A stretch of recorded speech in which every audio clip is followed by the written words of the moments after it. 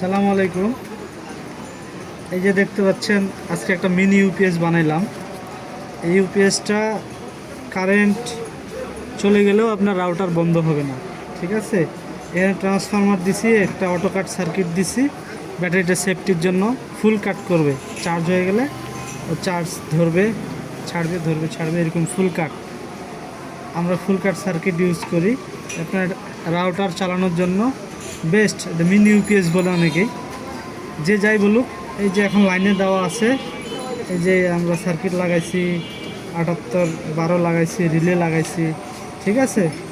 আপনার কোনো রাউটারে কোনো হাই ভোল্টেজ ঢুকবে না।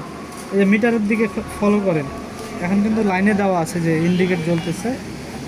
এখন আপনার ভোল্টেজ দেখাচ্ছে 11.9, দেখা যাচ্ছে। হ্যাঁ, এই যে আমরা লাইনটা খুলে দিলাম, পাওয়ারটা চলে যাবে। এই যে লাইনটা খুলে দিলাম, এই যে আপনার ব্যাটারি থেকে 11 ভোল্ট দিচ্ছে, মানে 11.5।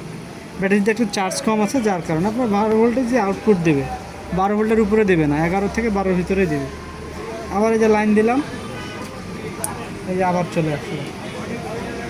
আপনার লাইন সবসময় 24 ঘন্টায় দেওয়া থাকবে, আপনার রাউটার সুন্দর মতো চলবে। যার 9 ভোল্ট সেটাও করে দেওয়া যাবে, যার 12 ভোল্ট সেটাও করে দেওয়া যাবে। যদি কারো প্রয়োজন হয় যোগাযোগ করবেন। ধন্যবাদ।